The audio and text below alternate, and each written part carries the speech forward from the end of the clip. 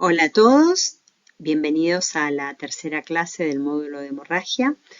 En esta oportunidad vamos a hablar de protocolos de manejo de la hemorragia obstétrica, resucitación inicial y estrategia transfusional. Bueno, lo primero que les traigo es un estudio randomizado y controlado muy interesante que salió el año pasado, se publicó en New England. Este estudio se realizó en 80 unidades, en 80 hospitales de segundo nivel en África y en realidad lo que hizo, bueno, evaluar digamos, la situación basal de estas unidades de investigación en relación a la incidencia de sangrado, en relación al manejo y a la utilización de protocolos en la hemorragia obstétrica. Lo que ellos vieron es que se utilizaban, por ejemplo, para la detección del sangrado se utilizaba estimación visual y o bolsas no calibradas, que la mayoría de las unidades no tenían protocolos de manejo y que, por ejemplo, el ácido tranexámico se utilizaba como medida de rescate, no se utilizaba según los criterios del Guman, que eso lo vamos a ver después. Entonces lo que hicieron fue esta evaluación inicial, después una división, digamos, una randomización en clúster de estas unidades, digamos, algunas unidades iban a seguir, algunos hospitales, ¿no? Que serían las unidades de investigación, iban a seguir utilizando los protocolos que manejaban o los no protocolos que manejaban, digamos, la forma de tratar la hemorragia obstétrica iba a ser la habitual, y en otras unidades hospitalarias lo que se iba a hacer es un entrenamiento acerca de un ramillete de medidas y una aplicación posterior de estas medidas. Bueno, ¿y de qué se trataba? Las siglas del estudio es Emotive y tiene que ver con las acciones que se implementaban. Las acciones tenían que ver, en primer lugar, con la detección temprana y con criterios de disparado, criterios umbral que hacían que directamente se el tratamiento de la hemorragia. Bueno, en primer lugar, para la detección temprana ellos utilizaron bolsas calibradas y entrenaban a las personas para utilizarlo.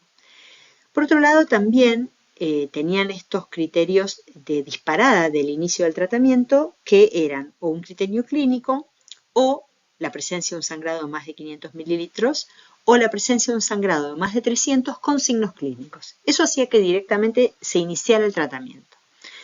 En la E también se realizaban, por supuesto que un monitoreo muy cercano de la paciente. Esta paciente era observada en cuanto a sus pérdidas sanguíneas, el tono uterino cada 15 minutos y también un monitoreo muy cercano de sus signos vitales. Por otro lado, este paquete de medidas comprendía la M de masaje uterino, porque como ya vimos, la mayoría de los sangrados tienen que ver, entre el 70 y el 80% de los sangrados tienen que ver con atonía uterina. Después la O se correlacionaba con la administración de oxitocina en bolo y después un mantenimiento de oxitocina. La T con la administración de ácido tranexámico como el criterio del Guman, digamos, en una mujer con sangrado. No es una estrategia de rescate, sino una estrategia inicial de manejo del sangrado. Y la aplicación de fluidos endovenosos que se daban si estaban clínicamente indicados, para lo cual se le ponía también a las pacientes una segunda vía periférica. Y la E correspondía a el examen de alguna otra causa de sangrado, como por ejemplo si había lesión en el canal del parto, si había retención de restos urinarios, pero también asegurarse de que la vejiga estaba vacía. Y por otro lado, la E también incluía escalar tratamiento si el sangrado continuaba. Bueno, entonces, ¿qué es lo que encontraron los autores? En primer lugar, fueron un montón de pacientes. Fíjense que en el grupo intervención tenemos casi 49.000 pacientes y en el grupo control tenemos 50.000 pacientes. Así que cerca de 100.000 pacientes fueron incluidas en este estudio. Fíjense la importancia también, ¿no? Y la importancia de hacer una serie de medidas que son básicas y que no requieren mucho dinero. De todo lo que estamos hablando, oxitocina, ácido tranexámico, son drogas que no son costosas. Bueno, ¿cuál era el outcome primario? Ellos lo que querían hacer era un outcome compuesto. Era ver si la estrategia experimental se asociaba con reducción de la muerte por sangrado, de la laparotomía por sangrado o de la aparición de hemorragia posparto severa.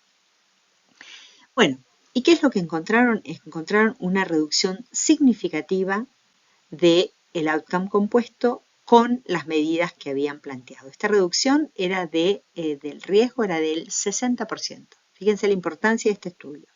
Y por otro lado también encontraron en forma significativa mayor detección del sangrado, mayor adherencia al tratamiento, menor incidencia de la hemorragia posparto en general, menor incidencia de la hemorragia posparto severa.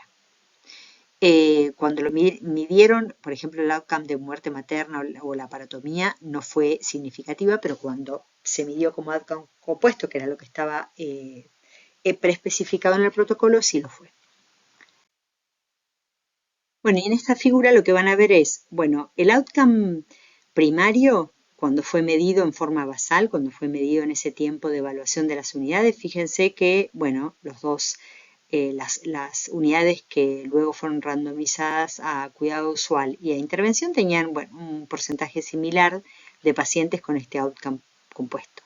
Después existió una fase de transición y después de la randomización, fíjense cómo claramente las unidades que fueron randomizadas a intervención tuvieron una disminución significativa y continua del número de eventos en el tiempo. Bueno, dicho esto, fíjense que es una estrategia que podemos implementar todos en nuestro lugar de trabajo porque es una estrategia simple, sencilla y que no es costosa. En primer lugar, lo ideal es que todos tengamos en el lugar donde trabajamos un kit de emergencia obstétrica, un kit especialmente preparado para la hemorragia posparto. Parece una tontería, pero si ustedes se ponen a pensar cuando tenés una mujer que está sangrando y mandas a una persona a buscar la vesical, a otra persona a buscar las 2 vías, a otra persona a buscar Ringer, la verdad es que se genera una demora innecesaria. Entonces, este ejemplo que le ponemos a la izquierda es un ejemplo de un checklist de lo que tiene que tener tu caja de hemorragia posparto. Entonces vos tenés la caja preparada, la caja está precintada, la vas a usar cuando la necesites y una vez que pasó el evento de la hemorragia posparto vas a hacer que esa caja quede con todo lo que tenía para usar la próxima vez. Lo único que le falta a este checklist es el ácido tranexámico porque es un ejemplo de checklist que se hizo antes del estudio Guman. Pero es algo muy sencillo que todos podemos tener y ahorra mucho tiempo y es más, también hace que todo lo que necesitas lo que tenés. Entonces de repente vas a decir, bueno, ¿por qué tendré esto acá? ¿Será que tengo que usar oxitocina? Sí, tengo que usar oxitocina. Digo especialmente para los terapistas que no estamos tan acostumbrados a la utilización de este tipo de drogas. Bueno, este en realidad es un ejemplo de cómo cuando uno genera un cambio sistemático en la forma de tratar a estas pacientes con hemorragia posparto, puede mejorar muchísimo el outcome. Este es un estudio que se hizo en Estados Unidos, donde un grupo de profesionales de un hospital dijeron, bueno, se están muriendo muchos, tenemos que hacer algo, y hicieron todas estas medidas juntas, ¿no? Contar con un team de respuesta rápida, generar un protocolo de transfusión masiva, realizar diagnóstico prenatal de placenta previa y acreta, empoderar a todos los proveedores de salud para que cuando el residente primero detectaba algo, una hemorragia importante, no siga la línea de llama al de segundo, que el de segundo llama al de tercero, no, que el de primero pueda decirle al obstetra senior, che, estoy viendo algo que no me cierra. Educación médica continua y disponibilidad de un equipo de cirugía in situ de guardia activa. Bueno, todo eso hizo que ellos mejoren muchísimo la morbilidad y no tuvieran más muertes por hemorragia posparto. Así que fíjense cómo con cosas adaptadas al hospital de cada uno puede mejorar la evolución de estas pacientes. Bueno, entonces, si nos vamos derecho a cuál es el tratamiento inicial, que es lo que vamos a ver hoy, primero y principal, obviamente, siempre hago la monitorización de la paciente, trato de controlar el sangrado, resucito y hago soporte transfusional. Todo esto lo hago en forma simultánea, no tengo tiempo para perder. No es un approach donde vos haces paso tras paso, no. Hay muchos pasos que se hacen en forma simultánea para tratar de salvarle la vida a las pacientes. Ya dijimos que una paciente con atonía uterina se puede morir en 10-15 minutos.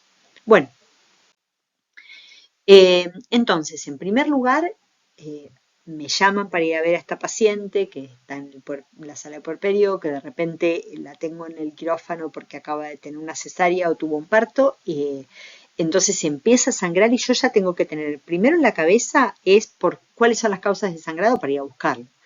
La primera la voy a ver, en general es la atonía uterina, que vas a ver sangre, ¿no? Entonces es más fácil de diagnosticar. Pero después tenés que pensar en las otras. No tengo atonía, bueno, puedo tener retención de restos placentarios, puedo tener lesión del canal del parto, puedo tener trastornos de la coagulación. Entonces, en base a eso, si sé que el 70 o el 80% de las pacientes tienen atonía, esto también se lo digo a los terapistas, si estamos llamando a la obstetra, alguien tiene que empezar a hacerle masaje uterino, porque muchas veces con el solo masaje el útero se contrae. Entonces, fíjense que es una herramienta muy importante. En el mismo momento también le aplico un bolo de oxitocina, según los autores es 5-10, y empiezo a pensar en cuál es mi esquema de segunda línea de tratamiento, el que tengo en el hospital. Eso lo van a ver en la clase de la semana que viene, pero más allá de eso, yo puedo usar cualquiera de estas medidas, PACRI, suturas compresivas de Belinch, embolización, ligadura, la que tenga a mano, ninguna es mejor que la otra. Lo más importante es que yo haga la que pueda hacer más rápido y mejor. Pero todo eso lo tengo que hacer en el mismo momento. Y mientras tanto empiezo con el tratamiento no obstétrico o el tratamiento que nos compete bastante a los terapistas, ¿no? La resucitación con fluidos, el uso de drogas procoagulantes y el soporte transfusional. Todo esto lo tengo que resolver en media hora. Porque si yo en media hora no pude parar el sangrado, yo ya tengo que pensar en la histerectomía. Digamos, obviamente que no va a ser mi primer gesto, pero no puedo perder tiempo, porque si vos vas a plantear histerectomía tarde, también esa mujer se va a morir. Todos sabemos que la histerectomía en sí misma se lleva un montón de sangre. Lo ideal es nunca llegar, por supuesto, pero si no pudiste controlar el sangrado, bueno, tenés que tenerlo en mente también. Y también hay otra estrategia que la van a ver la semana que viene, pero que se las adelanto, que es la compresión aórtica. Muchas veces nos olvidamos de la compresión aórtica. Alguien se pone arriba de la aorta y mientras comprime la aorta y ve que baja el pulso a nivel femoral, es decir, que la compresión es correcta, mientras tanto yo voy haciendo todo lo que tengo que hacer. Le pongo otra vía, le paso volumen, pero la compresión de la aorta lo que me da es tiempo. Es tiempo, represión y poder pensar cuál va a ser mi estrategia, si me la tengo que llevar a quirófano o qué es lo que tengo que hacer. Bueno, dijimos que lo primero que vamos a hacer es administrar drogas uterotónicas porque dijimos que entre el 70 y el 80% de las pacientes tienen atonía uterina. Estas son las distintas drogas que ustedes pueden encontrar. La droga que más usamos, la más barata, la más disponible en todos nuestros lugares y la droga de elección, que sigue siendo la droga de elección por la OMS, es la oxitocina. La forma de darla varía entre las guías. Ya nosotros dijimos que le dábamos 5 o 10 unidades en bolo, pero por ejemplo la gente de California directamente le pone una infusión, no le da un bolo, o los australianos le dan 5 unidades, lo que sea. Pero lo importante es que le demos una droga que genere contracción uterina. Acá en esta tabla pueden ver las distintas drogas con las distintas contraindicaciones y los efectos adversos. Pero también la pregunta es, bueno, ¿hay alguna de estas es mejor que la otra? Bueno, para eso está esta revisión de Cochrane, que es la última, o había una anterior, pero esta es la última del 2020, donde los autores evaluaron, hicieron un network metaanálisis, entonces pudieron evaluar, bueno, una versus la otra, cuál era el efecto positivo y también, bueno, los efectos adversos de cada una de las drogas.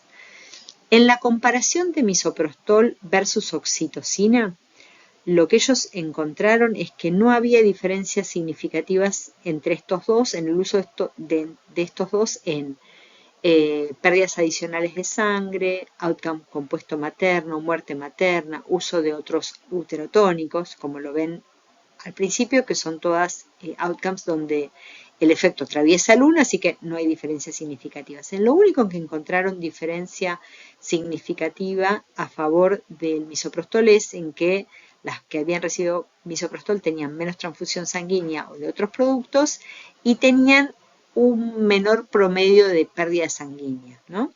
Pero con una diferencia, el efecto en la diferencia no era muy significativo.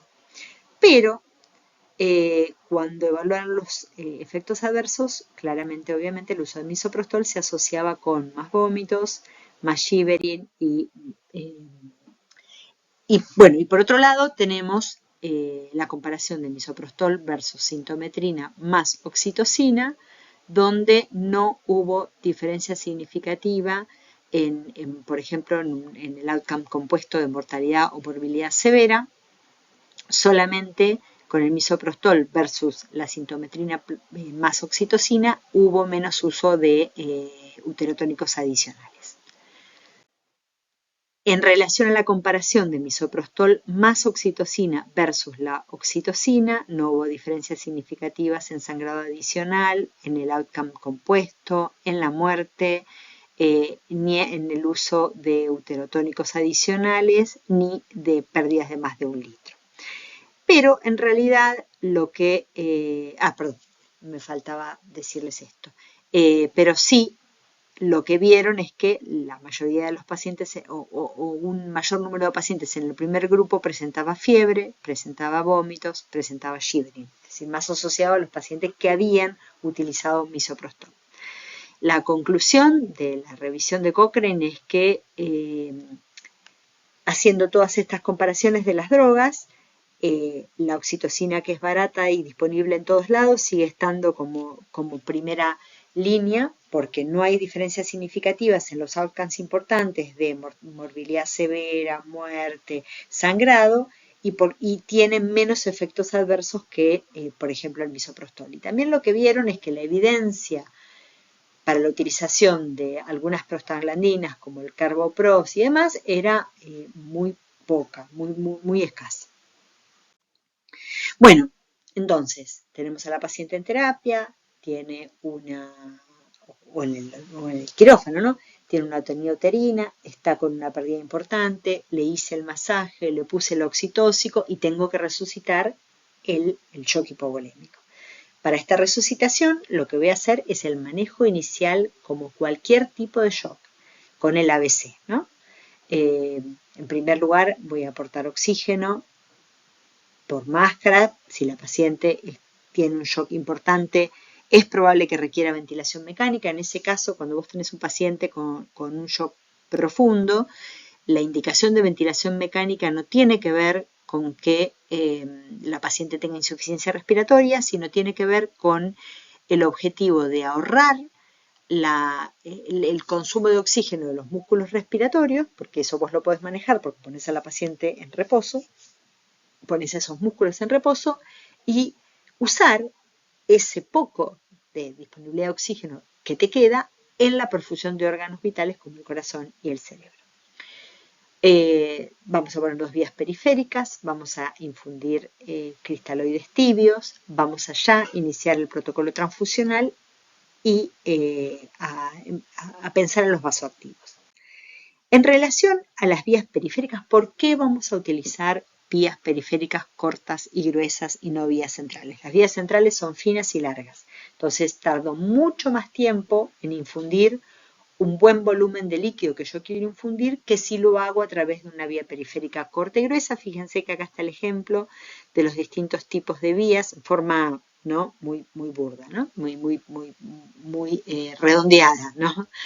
Bueno, por ejemplo, si tengo una vía 14 gauge, lo que voy a lograr es un flujo que puede llegar a ser de 240 mililitros por minuto. También depende de si lo dejo en caída libre o uso un presurizador. Pero fíjense, si uso un 16, puedo llegar a 180 mililitros por minuto. Ya si uso un 18, llego a 90. Y entonces ahí es fácil de entender por qué vamos a poner 2 vías periféricas cortas y gruesas para darle la mayor cantidad de líquido y de sangre en un corto periodo de tiempo. En el mismo momento que le estás pidiendo a la enfermera que coloque, o vos, si sabes colocar una vía periférica, en ese mismo momento, con la sangre de esa punción, vos le vas a mandar un laboratorio mínimo. ¿Qué tiene que tener este laboratorio mínimo? Hemograma, recuento de plaquetas, urea, creatinina, tiempo de protrombina, KBDT, fibrinógeno, estado óseo-base con lactato, ionograma y calcio iónico. Este es el laboratorio mínimo que tiene que tener cualquier mujer que esté sangrando. No le puedes mandar solo un hemograma. Solo un hemograma no te sirve para nada porque la mayoría de las veces ni siquiera te cuentan las plaquetas. Y de repente no vas a tener el valor de fibrinógeno basal, que ya dijimos que es el primer producto de la coagulación que cae en una paciente que está sangrando. Y el calcio iónico lo necesitas porque mantener un buen calcio iónico es fundamental para que la cascada de la coagulación funcione correctamente. Bueno, le puse las dos vías. Ya en el mismo momento empiezo a pensar en que tengo que pasarle volumen mientras voy pidiendo la sangre. ¿Por qué es tan importante el volumen? Para que ustedes más o menos entiendan por qué los terapistas siempre somos tan fan del volumen, les traigo esta fórmula que me van a decir de qué estás hablando. Por favor, no entiendo nada, es muy fácil de entender. Esto que ven acá a la derecha es la disponibilidad de oxígeno. La disponibilidad de oxígeno es la cantidad de oxígeno que llega a las células en un minuto. Y esta disponibilidad depende de dos factores, el contenido arterial de oxígeno y el gasto cardíaco. Entonces, si lo pensamos como un río, el contenido arterial de oxígeno va a ser el transportador del oxígeno, que principalmente va a través de la hemoglobina, entonces vendría a ser el bote, y el gasto cardíaco es el río, es esa cantidad de sangre que llega a las células en cada minuto.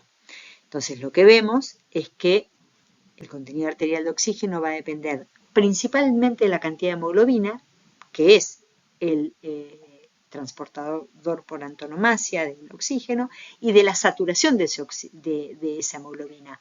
Ese es el motivo por el cual yo también a una paciente que está sangrando le pongo oxígeno a pesar de que tenga una buena oxigenación. ¿Por qué? Porque quiero que esa hemoglobina que tiene, así sea muy poquita, esté totalmente saturada por oxígeno para que el oxígeno llegue a los tejidos. Y dependo también del gasto cardíaco. Y el gasto cardíaco a su vez depende de dos factores, el volumen sistólico, que es el volumen que expele el corazón en cada latido, y el número de latidos, que sería la frecuencia cardíaca. Pero cuando vamos a mirar los números, fíjense que el contenido arterial de oxígeno es solo 19 mililitros, cuando el gasto cardíaco es de prácticamente 5 litros. Entonces, si yo quisiera aumentar la disponibilidad de oxígeno, yo lo que tengo que pensar es que la forma más eficiente de aumentarlo es aumentando la segunda parte de la fórmula.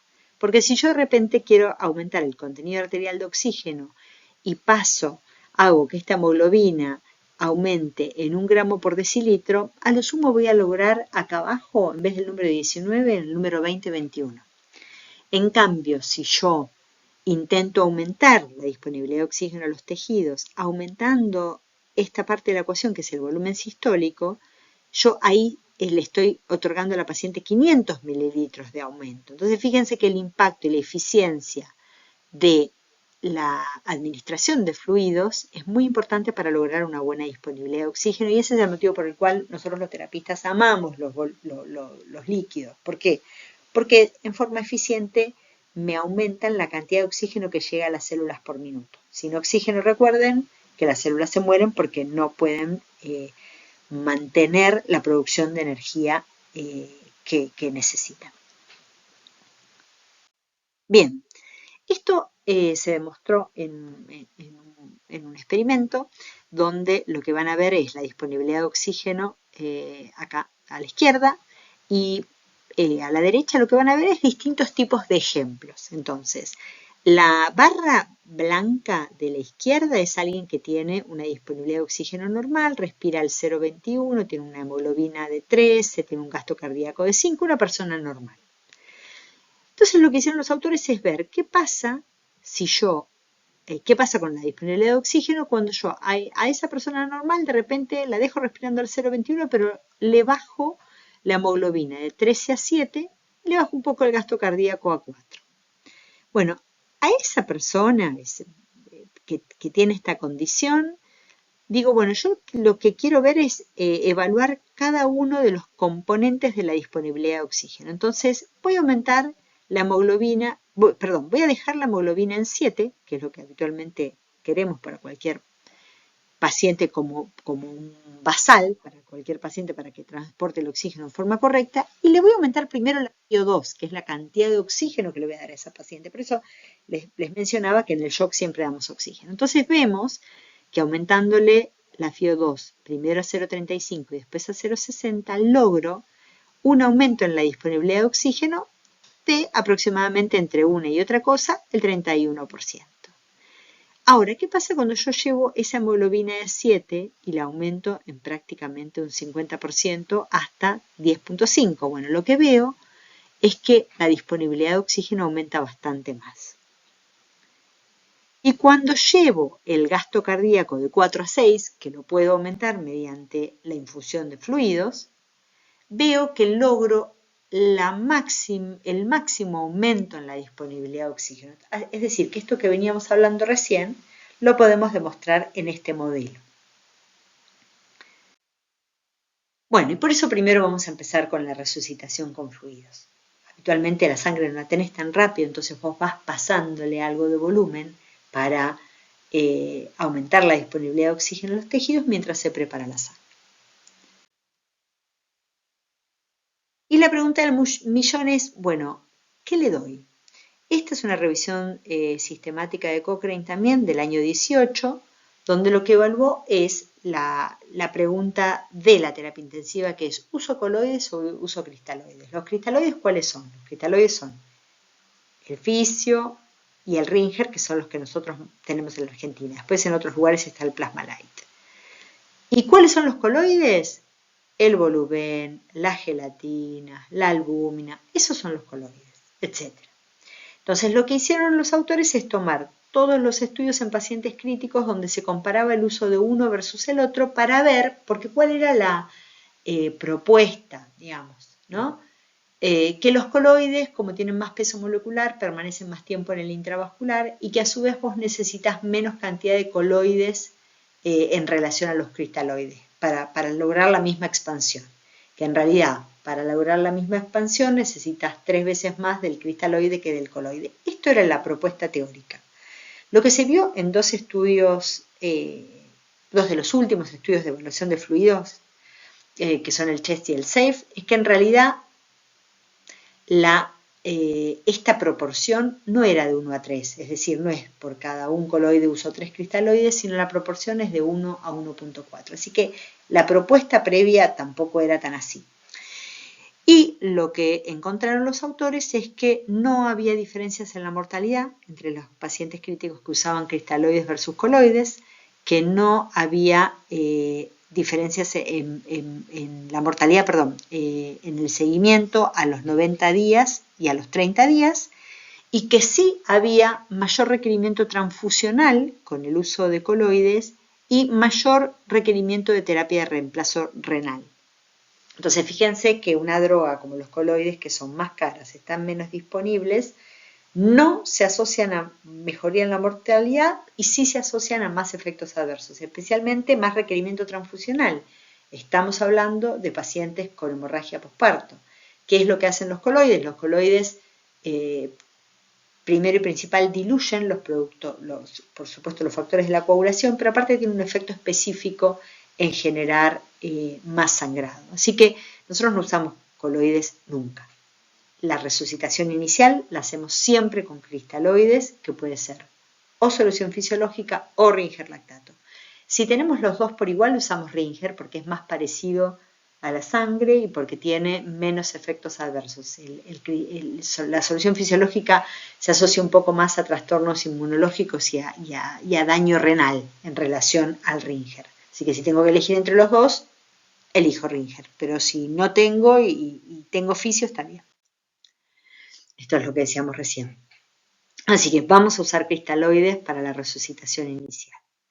La pregunta es ¿cuánto? ¿Qué hago? Bueno, lo primero que tengo que tener en la cabeza es que yo tengo que resolver la causa del sangrado. Yo no me puedo pasar pasándole volumen a un paciente y dejándola que sangre y que sea como una canilla, ¿no? Entra y sale, no. Pero en el mientras tanto está la pregunta de cuánta cantidad de líquido, porque obviamente si yo a esa paciente que está consumiendo factores, de repente le pongo un montón de fluidos sin ninguno de ellos, claramente voy a generar más dilución. Bueno, esta pregunta se responde con algunos estudios. Este es un estudio de una evaluación a nivel nacional de más o menos 1000 mujeres que tuvieron sangrado, y lo que hicieron estos autores es evaluar varios componentes sanguíneos, el hematocrito, la hemoglobina, bueno, el fibrinógeno. ¿Y por qué les traigo el ejemplo del fibrinógeno? Porque ya dijimos que el fibrinógeno es el primer factor que cae cuando una paciente está sangrando. No solo cae por la hemodilución que le generamos por darle volumen, sino también cae por el consumo. Entonces, lo que esos autores vieron es que en categorías de sangrado iniciales, es decir, de 0 a 1 litro, acá tienen a la izquierda, bueno, la concentración de fibrinógeno, y abajo tienen la cantidad de volumen que los pacientes recibieron. De 0 a 2 litros de fluidos, de 2 litros a 3 litros y medio y más de 3 litros y medio. Fíjense que en sangrados iniciales de hasta 1 litro, el valor basal de fibrinógeno era de 4 y siguió siendo de 4 hasta que le transfundieron 2 litros a la paciente. Este valor de fibrinógeno bajaba a 2.5 cuando se le transfundían entre 2 y 3 litros y medio. Y finalmente bajaban a menos de nuestro límite de 2 gramos litro, que es lo que sabemos que se asocia más a hemorragia posparto, cuando estas pacientes recibían más de 3 litros y medio de sangre. Así que lo que habitualmente se proponía en las guías de una forma bastante artesanal, se terminó confirmando que, bueno, que inicialmente si podemos darle, le demos hasta 2 litros y que no deberíamos superar los 3 litros y medio. Esto no quiere decir que si una paciente sigue sangrando vos la dejes porque en realidad te da miedo la hemodilución, entonces la dejes estar. No, lo que tenemos que hacer es parar rápido el sangrado, comprimir la aorta, preparar mi segunda línea de tratamiento y tratar de no tener ni siquiera que llegar a usar estos 3 litros y medio.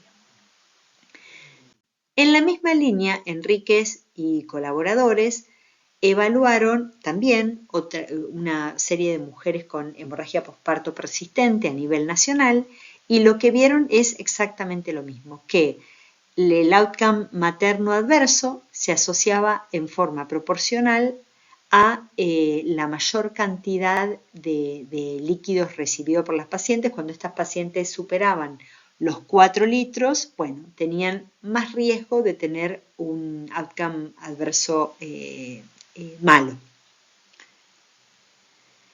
Así que, bueno, también, esto es lo que demostramos, que en el análisis multivariado, si aplicaban entre 4 y 5 litros, el odds ratio de morir era de 2, prácticamente 2, y si aplicaban entre 5 y 7 litros, este riesgo era de por lo menos 4,4. No de morir, sino, perdón, de un outcome adverso compuesto. Bueno, y por último, este es el único estudio randomizado, controlado, que lo que hizo es evaluar en 4 hospitales de Holanda 2 tipos de estrategias, una estrategia liberal y una estrategia restrictiva de fluidos, a utilizar en pacientes que tenían una hemorragia posparto leve, de aproximadamente 500 mililitros, y entonces estas mujeres eran randomizadas a estos 2 grupos. En el grupo restrictivo se reponía 0,75 a una vez la pérdida y en el grupo liberal 1,5 a 2 veces. Las del restrictivo recibieron aproximadamente 1000 mililitros y las del liberal 1500. Entonces lo que ellos querían ver era si la estrategia restrictiva en sangrados leves se asociaba a menor progresión a que la paciente tenga un sangrado mayor de 1 litro. Bueno, y lo que vieron es que en realidad no hubo diferencia significativa en los 2 grupos. Es decir, que la estrategia restrictiva no prevenía que estas mujeres con sangrado leve progresaran a sangrado moderado severo o más de 1 litro, que es lo que podemos ver acá. Pero bueno, esto se puede aplicar solamente, como decíamos recién, a lo que es sangrados leves. Y la otra cuestión también, que también siempre me preguntan y hablamos, es, si vos tenés una paciente sangrando activamente, tenés que preocuparte en el calentamiento de los fluidos y en mantener, como vamos a ver después, una buena temperatura de esa paciente.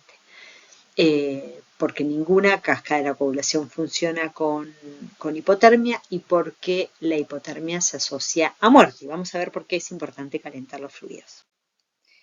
Este es un estudio del año 64, viejísimo, pero muy interesante. Lo que hicieron los autores lo que hacían era, obviamente, a paciente con sangrado masivo, le daban sangre y le daban productos sanguíneos a 4 grados centígrados, como estaban guardados en la heladera, sin preocuparse por calentarlos, porque no había una conciencia de la importancia de calentar los fluidos.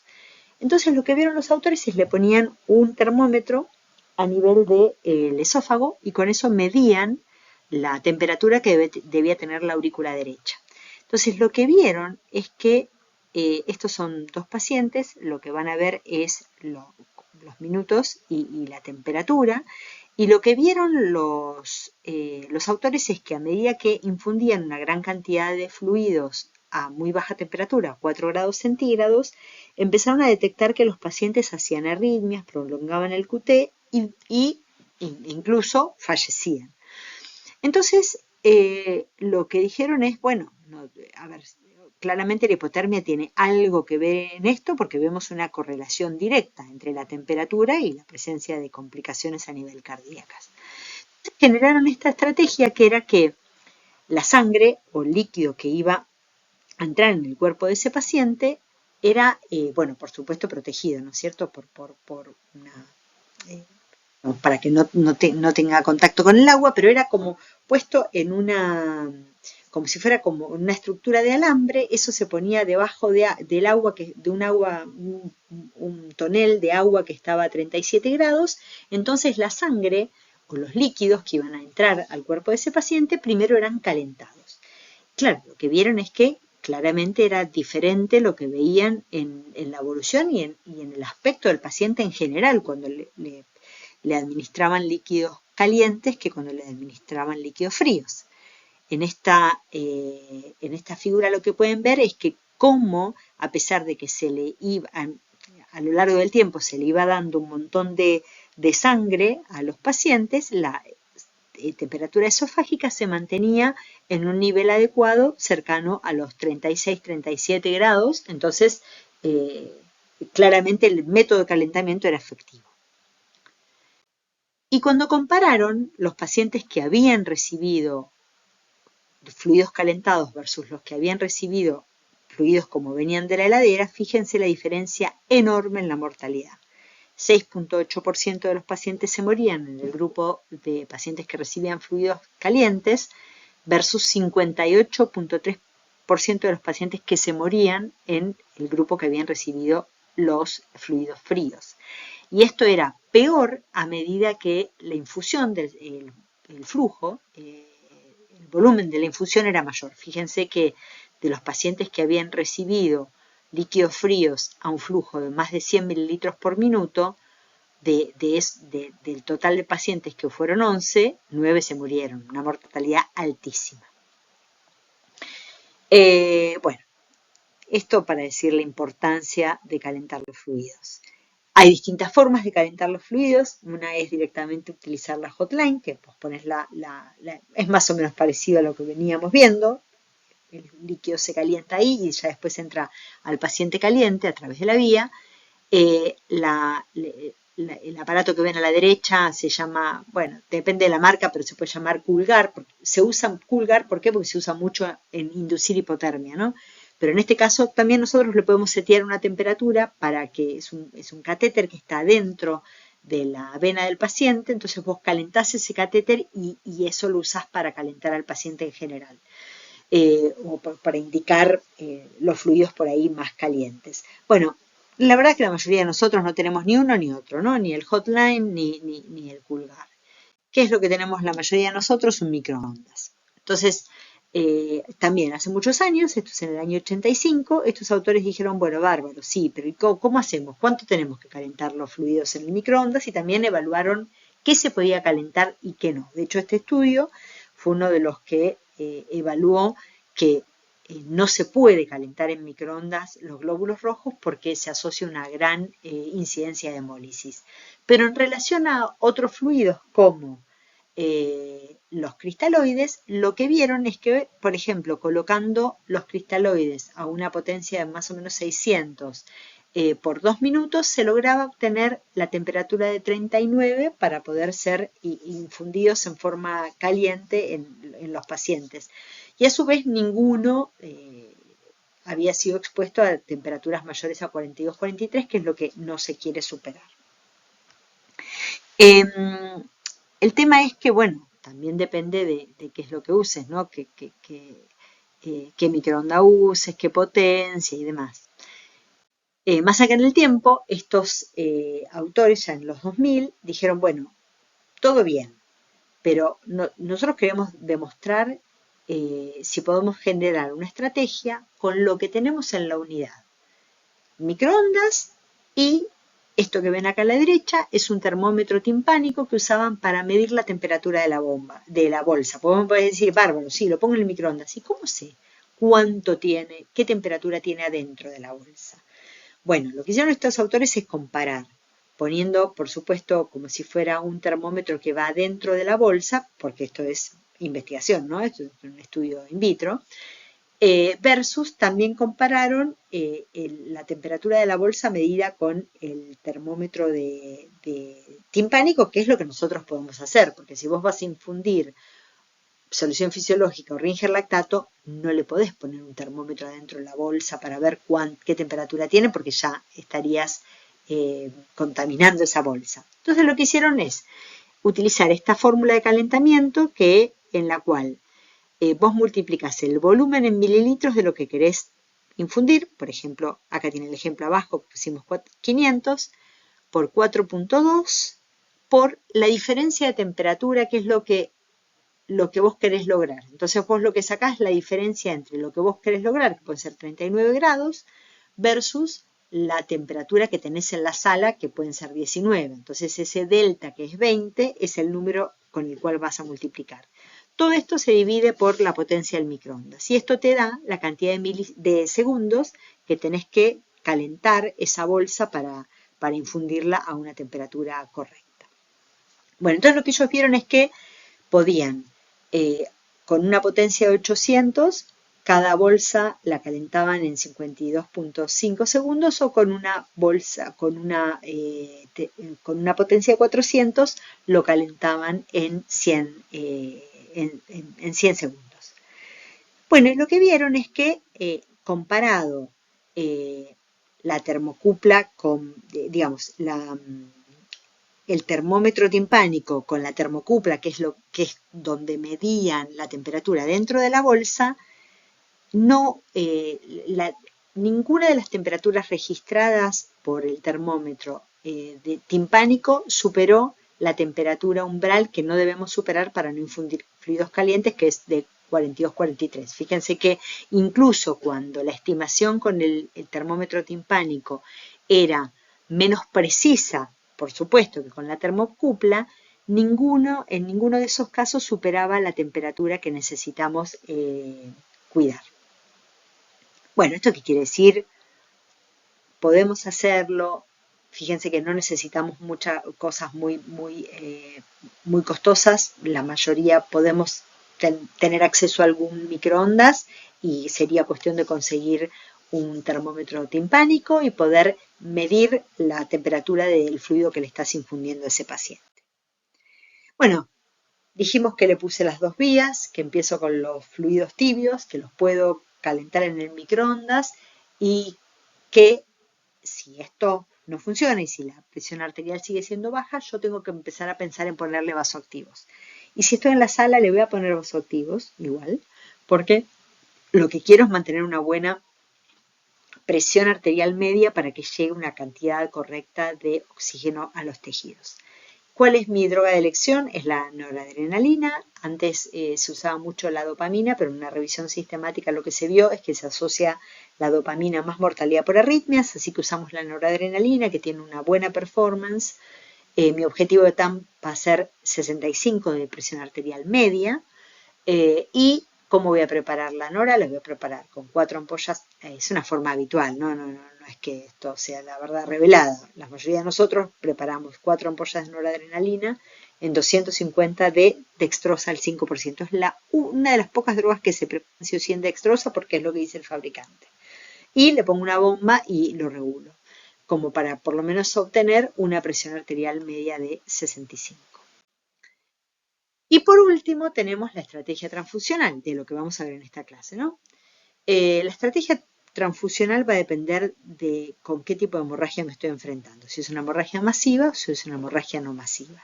Puedo usar, si es una hemorragia masiva, protocolo de transfusión masiva. Si es una no masiva, puedo guiarme por el laboratorio.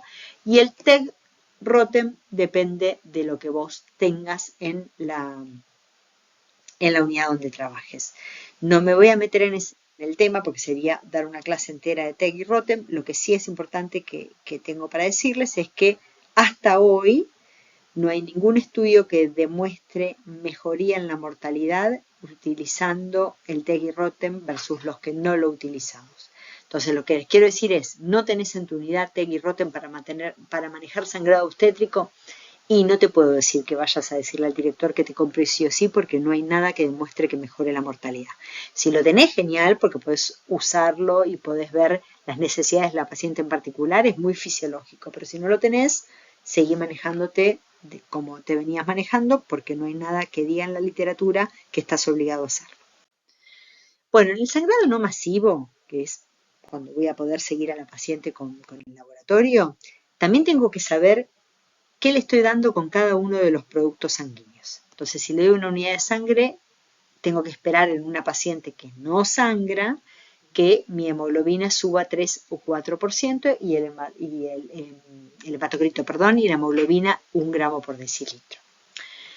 En relación al plasma fresco congelado, la cantidad de fibrinógeno que tiene el plasma fresco congelado es de 2.57 por litro, es 0.69 por cada unidad de 250 mililitros. Y la dosis es de 15 a 20 mililitros por kilo.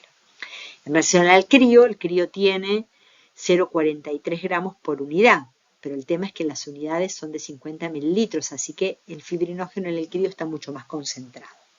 Y la dosis sería de 1 unidad cada 5 kilos de peso. Pesas 70, te tengo que dar 14 unidades. Y en relación al plasma fresco, si hacen la cuenta para alguien que pesa 70 kilos, van a ser 1.400 mililitros, así que van a ser más o menos 5 unidades de plasma. Yo porque un montón de veces escucho, ¿y cuánto plasma le diste? 1 unidad. Con 1 unidad no haces nada. No podemos ni sentarnos a hablar.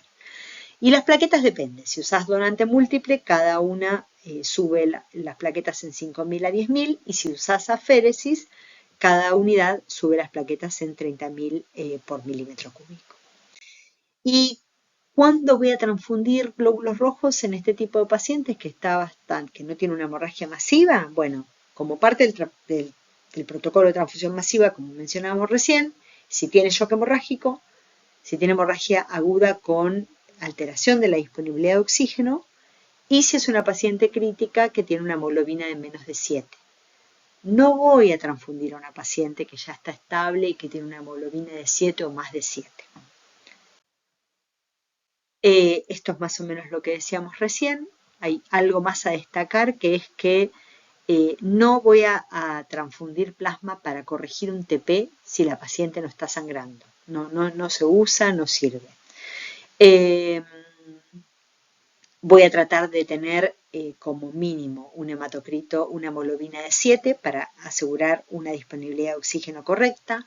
Voy a tratar de tener como mínimo un RIN de menos de 2 o una relación TP-KPTT de menos de 1.5 del basal, como mínimo 50.000 plaquetas y como mínimo voy a tratar de tener 200 miligramos por decilitro de fibrinógeno o 2 gramos litro de fibrinógeno.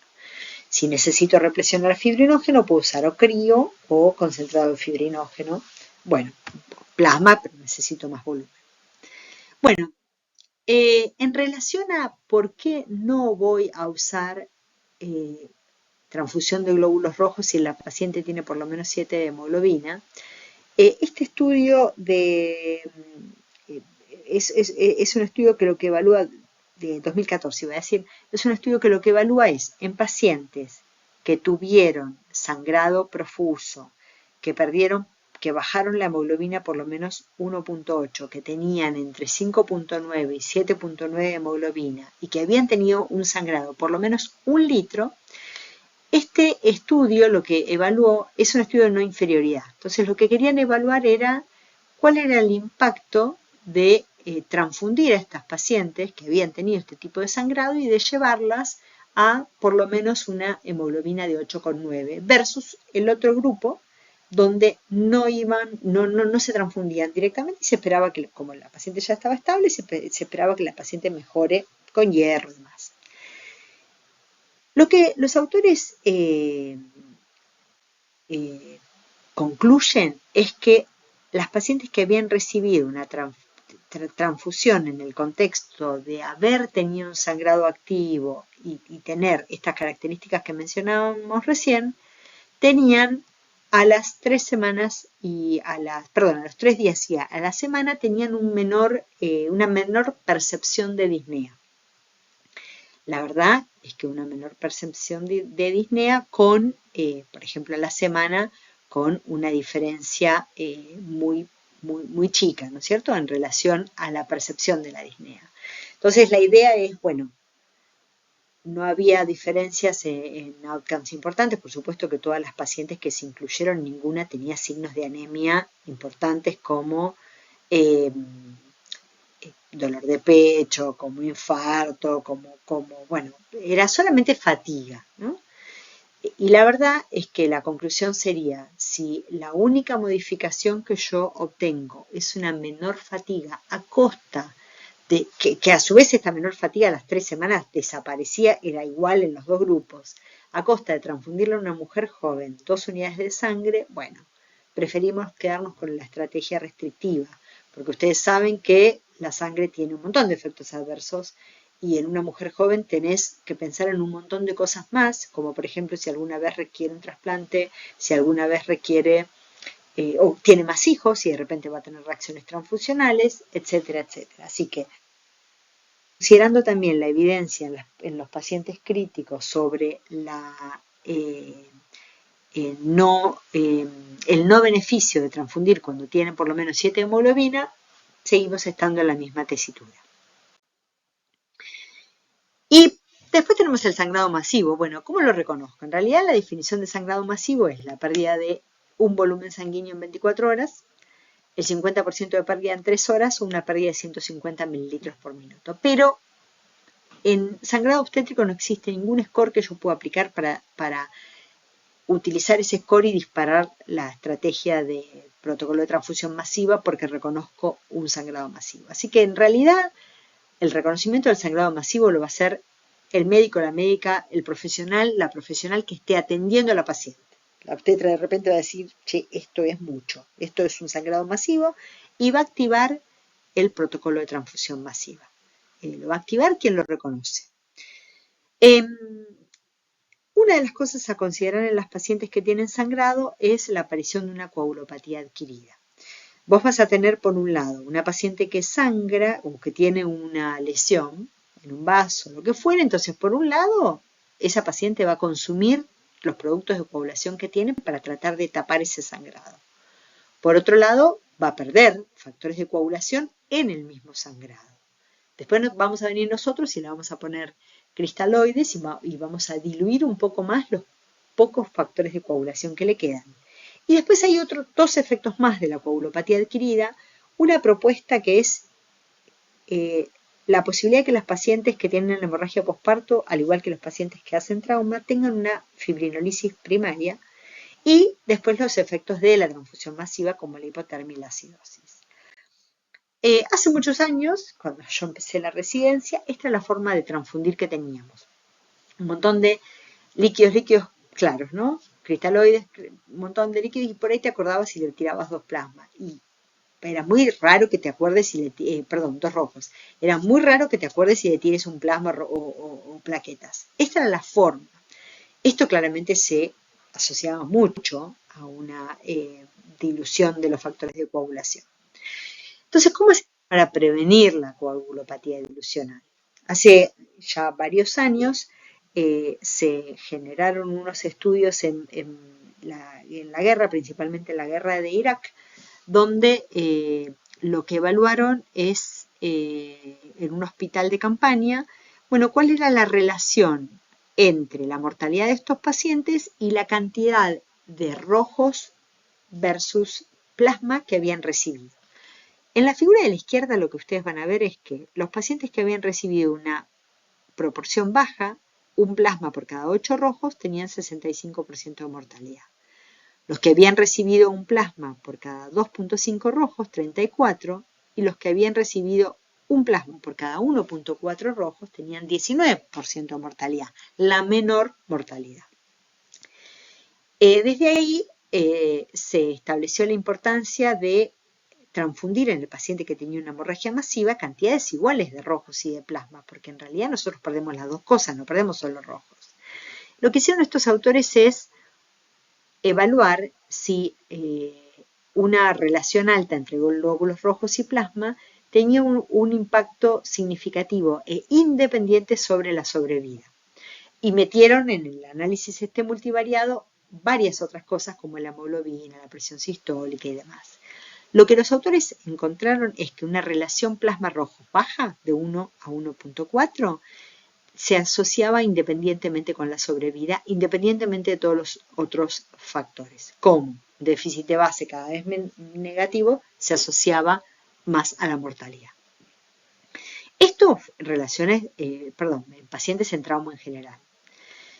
En pacientes obstétricas, este es un estudio observacional donde estos autores que son franceses evaluaron que en un grupo de pacientes que habían fallado a primera línea de tratamiento de la hemorragia posparto, masaje, oxitocina, sulprostona, la relación alta entre rojos, plasma y plaquetas, 0.5 a 1, se asociaba con menor número de procedimientos invasivos avanzados y esto era así en el análisis multivariado, es decir, se asociaba en forma independiente con menor número de procedimientos invasivos avanzados. Así que en general lo que se propone es que, bueno, si vos tenés una paciente con sangrado masivo, inicies un protocolo de transfusión masiva.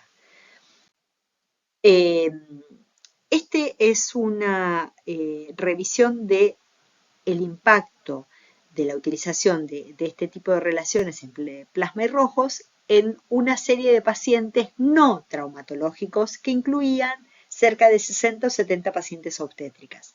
Los resultados fueron similares a lo que vimos anteriormente, menor mortalidad con una relación baja entre plasma y rojos y también esto era igual, digamos, la conclusión se mantenía cuando esto se ponía en el análisis multivariado. En esta revisión sistemática de utilización de protocolos de transfusión masiva fueron cerca de 34 estudios, solamente, obviamente, muy poquitos randomizados, fueron solamente 2, pero lo que vieron es con la utilización de protocolos de transfusión masiva en pacientes con hemorragia masiva, una menor mortalidad a las 24 horas y a los 30 días, y lo que encontraron es que la proporción que se asociaba a una buena sobrevida y al menor número de efectos adversos era una proporción entre rojos y plasma de 1 a 1.5. Así que es más o menos lo que veníamos viendo. ¿Qué le voy a dar a la paciente que está sangrando y que no sé ni siquiera qué grupo y factor tiene? Le doy cero negativo. Si por lo menos le pude sacar una gotita y sé qué grupo y factor tiene, le doy un abo compatible sin crossmatch. Porque el crossmatch me tarda 40 minutos, no puedo esperar. Mientras tanto voy buscándole otras bolsas con crossmatch, pero tengo que pensar que lo importante es transfundir rápidamente. Y no olvidarnos que de los trastornos de la coagulación vinculados al protocolo de transfusión masiva, uno, ya lo mencionamos, es la hipotermia. A 34 grados tenemos disminución de la actividad de las enzimas de la coagulación, alteración de la función plaquetaria, disminución de la síntesis de fibrinógeno e incremento de la fibrinolisis. A 33 grados tenemos una hemostasia que es el 50% en comparación a la hemostasia a 37 grados, así que fíjense la importancia de mantener a la paciente calientita. No solo, ahora vamos a ver qué estrategias, pero no solo darle fluidos tibios, sino hay otras cosas que vamos a hacer. Mantener un calcio iónico por lo menos por encima de 1 milimol por litro, porque ya dijimos que ninguna cascada de la coagulación funciona sin calcio, y tratar de salir de la acidosis. ¿Y cómo vamos a tratar de prevenir la hipotermia? Bueno, transfundiendo fluidos tibios como ya mencionamos, haciendo cirugías de control del daño, cortas, rápidas, que podamos controlar el sangrado y después entramos y vemos, monitoreo de la temperatura central y medidas de calentamiento pasivo. Bueno, muchas gracias. Terminamos con la clase 3 y los esperamos en la 4.